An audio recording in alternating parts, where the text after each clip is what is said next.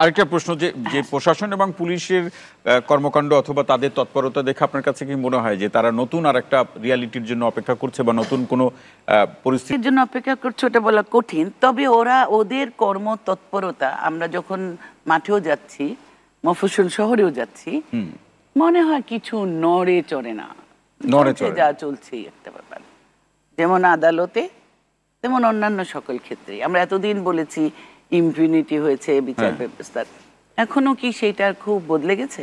এবং সাধারণ মানুষ বলছে মজা করে যে তারা শক্ত কিন্তু তুলার মতো। সাধারণ মানুষের কাছে কেউ যাচ্ছে না, যে সিদ্ধান্ত নেয় তারা ওদের সাথে কথাই বলছে না। এইখানে আমাদের কাজটা বাড়াতেই হবে, ওখানে যেতেই হবে, এখানে এছাড়া কোনো উপায় নেই। এর কোনো বিকল্প, পাঁচটা জিনিস করলে আমরা আপাতত খুশি হবো, সব লাগবে না, ফাইন, পাঁচটা কি তিনটা, আপনি বলছেন পাঁচটা তিনটা পয়েন্ট নিয়ে আসি, সেই তিনটা পয়েন্ট বা যেগুলো প্রয়োজন সেগুলো বাস্তবায়নের পরিবেশ তৈরি করা, সেইগুলোতে আমি কাজ করি। সেভাবে যে অসংখ্য ধন্যবাদ। আরো আলোচনা শুনবো। সারা দেশে যে আন্দোলন করতে পেরেছে, এখন এসে যেরকম এই আন্দোলনে কার কতটুকু অংশ, কে কতটুকু ভূমিকা রেখেছে, এর যখন ভাগাভাগি নিয়ে প্রসঙ্গ হচ্ছে তখনই তরুণরাও নানাভাবে বিভক্ত হয়ে গেল। যেটি শিফা হাফিজা বললেন তার সূত্র ধরে বলি, তরুণরা যদি এক থাকতো সেই গণঅভ্যুত্থানের চেতনার প্রতি, এবং কেউ কোনো ধরনের এই অন্যায়, অপরাধ, অনিয়ম, দুর্নীতি, চাঁদাবাজি সহ কোনো ধরনের অপরাধ করতে পারবে না, তখন হয়তো এটি আরও অনেক বেশি নাগরিককে ভালো রাখতে পারত। তরুণরা বিভক্ত হয়ে গেল কেন? এখানেও কি ক্ষমতা? আচ্ছা, এই বিষয়টা আমি একটু এভাবে ব্যাখ্যা করতে চাই। সেটা হচ্ছে তরুণদের মধ্যে বিভক্তি না, আসলে আমরা যে অভ্যুত্থানের সময় যেটা দেখেছি সেটা হচ্ছে বিভিন্ন মত, বিভিন্ন পথের লোক একসাথে হয়েছে, এবং এটা একটা ছাত্র জনতার অভ্যুত্থান আমরা বলছি। এখানে যেমন ছাত্রদের স্বতঃস্ফূর্ত অংশগ্রহণ ছিল এবং সকল মতের মানুষের অংশগ্রহণ ছিল। সুতরাং এই জায়গা থেকে এখন অভ্যুত্থান পরবর্তী একটা সময়, এবার সবাই সবার ওই এক আমব্রেলা থেকে বের হয়ে সবাই সবার নিজের মতাদর্শ হয়তো প্রকাশ করছে। এবং এখানে বিভক্তির থেকে আমার কাছে মনে হয় বিভক্তির চেয়ে এটা যদি একটা স্বাস্থ্যকর, আমি বলবো, প্রতিযোগিতা। এবং এই তরুণরা, আমি যদি তরুণদের কথা বলি, তরুণদের এই ওদের স্ট্রাগলটা কিন্তু এই গত 15 বছরে একই রকম। আমি যদি বলি সেটা যে কোনো ছাত্র, মানে আমি যদি বিএনপির ছাত্র সংগঠন, ছাত্র দলের কথা বলি, আমি যদি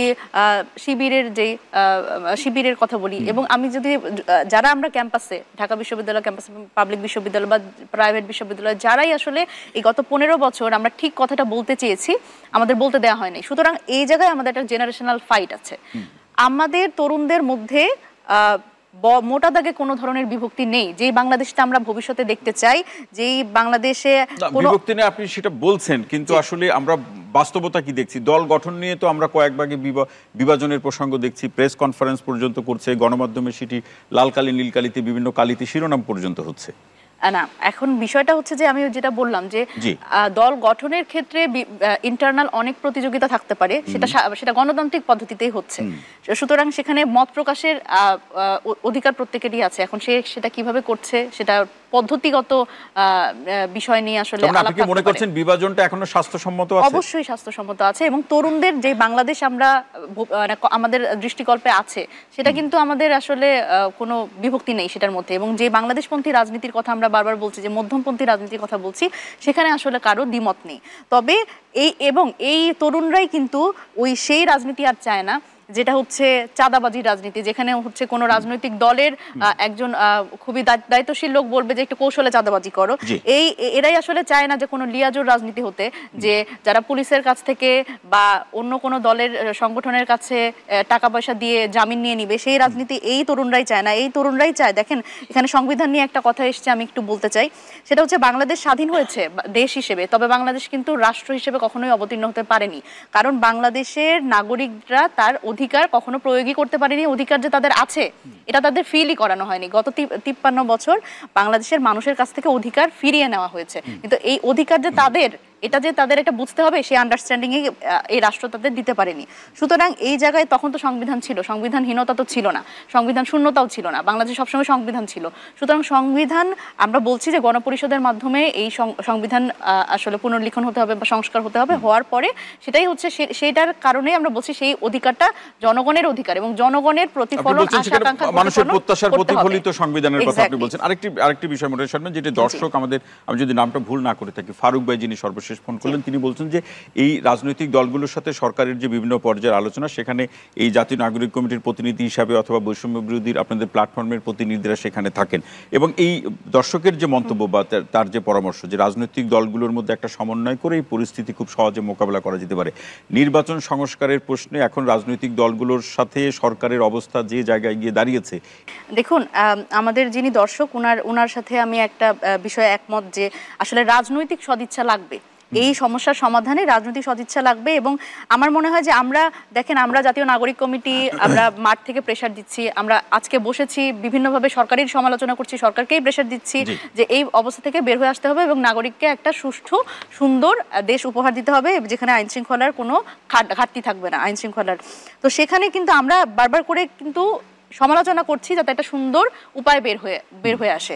কিন্তু আমাদের মনে হয় রাজনৈতিক যে দলগুলো আছে তাদের কিন্তু সরকারকে সহযোগিতাও করতে হবে, কারণ মনে রাখতে হবে যে এই সরকার একটা অভ্যুত্থান পরবর্তী সরকার এবং এই সরকারকে ব্যর্থ হতে দেওয়া যাবে না। এবং দেখেন, রাজনৈতিক দলগুলো আমরা অনেকেরই কথা শুনছি এরকম করে যে তারা নির্বাচনের জন্য জীবন বাজি রাখছে। আমি চাই যে রাজনৈতিক দলগুলোর এই আইন শৃঙ্খলা পরিস্থিতি যাতে স্বাভাবিক হয় এবং বাংলাদেশের মানুষ জানি সুন্দর একটা বাংলাদেশ পায় এবং যেখানে আসলে কোথাও ছিনতাই হবে না, রাহাজানি হবে না, কোথাও কেউ কাউকে ছুরিকাঘাত করবে না, সেরকম একটা বাংলাদেশের জন্য তাদের জীবন বাজি রাখা দরকার। এই জায়গাতে যাদেরকে আপনি বলছেন যে নির্বাচনের জন্য জীবন বাজি রাখছে বা বাজি রাখবে বলে ঘোষণা করছে, তাদের বক্তব্য হলো নির্বাচিত সরকার আসলে এই পরিস্থিতি থাকবে না, এটা তাদের বক্তব্য। আচ্ছা, এখন নির্বাচিত সরকার আসলে যে আসলে এই ধরনের সমস্যা হবে না, এটা তো তারা আসলে কোনোভাবে কোনো গ্যারান্টি দিয়ে বলতে পারেন না। এবং আরেকটা ব্যাপার হচ্ছে যে এখানে যে গত 15 বছরে যা হয়েছে সেটা হচ্ছে যে নির্বাচিত সরকার তো এর আগেও ছিল, জি, এই ফ্যাসিবাদী সরকারের আগেও তো নির্বাচিত সরকার, একটা ভালো নির্বাচন যদি আমরা বলি সেটাও তো ছিল। কিন্তু আমরা মনে করি যে এই সমস্যার সমাধান হতে পারে একটা সংস্কারের মাধ্যমে এবং এই ইনস্টিটিউশনগুলো ধ্বংস হয়ে গেছে সেগুলোর একটা সংস্কার দরকার, রিফরমেশন দরকার। এবং সেখানে কিন্তু রাজনৈতিক দলগুলোরও এই সরকারের সাথে সহযোগিতা করে একটা ঐক্যমত্যে পৌঁছাতে হবে, যেটা হচ্ছে হাফিজা আপা বললেন যে কতটুকু সংস্কার প্রয়োজন এবং এখানে আসলে নির্বাচনটা ডিলে করা, রাজনৈতিক দলগুলোর ঐকমত্যে আসতে হবে যে ঠিক আছে, এবং তাদের কিন্তু এটা শপথ করতে হবে জনগণের সামনে যে ঠিক আছে আমরা যখন ক্ষমতায় আসবো আমরা কিন্তু এই কাজগুলো করব। এই জায়গাতে আমি যদি একটু ভিন্নভাবে দেখার চেষ্টা করি মুনিরা শারমিন, যে সরকারের এই ছোট পরিসরে সরকারের পক্ষে তো সব তৃণমূল পর্যায়ে গিয়েও সেটি তো সময়ের সাথে তাদের কর্ম যে পরিধি অনেক সময় সেটি সম্ভব না, কিন্তু এই কাজগুলো তো আপনারা যারা শিক্ষার্থীরা আছেন দুটি প্ল্যাটফর্ম আপনারা করে দিবেন, কিন্তু সাধারণ মানুষের মধ্যে কিংবা বড় রাজনৈতিক দলগুলোর মধ্যে আলোচনা আছে যে আপনারা দল ক্ষমতা এই প্রসঙ্গগুলো নিয়েই এখন বেশি ব্যতিব্যস্ত না। খুব স্বাভাবিকভাবে দেখেন, আমরা যখন জাতীয় নাগরিক কমিটি বা বৈষম্য বিরোধী ছাত্র আন্দোলন আমাদের রাজনৈতিকভাবে অবতীর্ণ হওয়ার কথা আসলে প্রথমেই কিন্তু আমরা চিন্তা করিনি, কিন্তু দেখেন আমরা যখন দেখেছি যে বারবার এরকম অভ্যুত্থান হয়েছে বাংলাদেশে, কিন্তু কোনো সময় কিন্তু ছাত্ররা আসলে এই সাহসটা দেখায়নি দল গঠনের। এবং এইটা আমরা মনে করি যে এটা একটা খুব গুরুত্বপূর্ণ পদক্ষেপ, কারণ সাধারণ মানুষ এই নতুন আমরা অভ্যুত্থানের মধ্যে শুনেছি যে বিকল্প কে, এবার কেন বিকল্প কে এসছে, কারণ যেই রাজনৈতিক বন্দোবস্তগুলো এতদিন ছিল সেই পুরনো রাজনৈতিক বন্দোবস্তে এই দল কি নাগরিকের এক লাইনে শুনতে চাই, এই দল কি নাগরিকের নিরাপত্তা বা অধিকারের প্রশ্নে, নাকি এই গণঅভ্যুত্থানে যে নেতৃত্বে যারা ছিল তরুণরা বা শিক্ষার্থীরা তাদের নিরাপত্তার প্রশ্নে? অবশ্যই এই অভ্যুত্থানটাই হয়েছিল সাধারণ মানুষের অধিকারের প্রশ্নে। এতগুলো মানুষ রাস্তায় নেমে এসছে শুধুমাত্র তো আসলে অন্য কোনো কারণ না, নিজেদের অধিকারের প্রশ্নে সবাই নেমে এসেছে। এবং এই দল, জি অবশ্যই এই নতুন যে রাজনৈতিক দলের কথা বলছি এটাও মানে মানুষের অধিকারের প্রশ্নেই তারা সমুন্নত থাকবে, শক্তিশালী থাকবে, সোচ্চার থাকবে। মনে হয় অসংখ্য ধন্যবাদ। হারুন রশিদ ভাই, আসতে চাই আমরা তো কেন এই পরিস্থিতি এরকম হলো, কি কাদের কারণে হলো, কারা সম্পৃক্ত, সেই বাস্তবতাগুলো বা ক্ষমা করবেন প্রেক্ষাপটগুলো আমরা আলোচনা করছি। এর সাথে একটা বিপরীত বলি অথবা একই সাথে চলা যদি আর একটা ন্যারেটিভের দিকে যদি লক্ষ্য রাখি, যেটা আমাদের অধ্যাপক ডক্টর রেজওয়ানা করিম স্নিগ্ধাপা বলছেন, যেটি স্থানীয় সরকার নির্বাচন বলুন, জাতীয় নির্বাচন বলুন, এই যে কোনো নির্বাচনে একটা তো কন্ডাক্ট করা একটা আইন শৃঙ্খলা পরিস্থিতি এর সাথে জড়িত। এই পরিস্থিতি, সেই নির্বাচন পরিচালনা করা, এখান থেকে এইটি কতদিন কত সময়ের মধ্যে সম্ভব, কতদিন অপেক্ষা করতে হবে, আইন শৃঙ্খলা পরিস্থিতি এরকম, এই ঘটনাগুলো কোনো ন্যারেটোলজি বা ন্যারেটিভ তৈরি করবে কিনা, এই আলোচনাটাও কিন্তু যারা একটু ডুব দিয়ে ভাবতে চান তাদের মধ্যে আছে। আপনি কিভাবে দেখেন? আপনি খুব ইন্টারেস্টিং একটা কোশ্চেন তুলছেন। সেটা হচ্ছে যে আপনি দেখেন যে এই সরকার স্থানীয় সরকার নির্বাচন আগে করতে চায়, খুব ইন্টারেস্টিং না? জি। তো নির্বাচন কোনটা আগে হবে পরে হবে এটা তো স্টেক হোল্ডারদের সাথে আলোচনা করে সরকার সিদ্ধান্ত নেবে। তাহলে সরকারকে স্থানীয় সরকার নির্বাচন নিয়ে সন্দেহের চোখে কেন দেখে? আপনি খেয়াল করেন, সন্দেহের চোখে দেখে এই কারণে, কারণ সরকার বোধহয় কারোর পারপাস সার্ভ করছে। এই সরকারের প্রধান সমস্যা কি জানেন তো? এই সরকারকে কেউ সন্দেহ করতো না। মুনিরা যেভাবে চায় সেই রকম সব রাজনৈতিক দল এই সরকারকে সর্বতোভাবে সমর্থন করত, যদি সরকার তার রোডম্যাপটা দিত যে আমি এই মাসে এই জিনিসগুলো করব, আমি এই সংস্কার করব, আমি এত সালের এত তারিখে নির্বাচন দেবো, এই আমার রোডম্যাপ।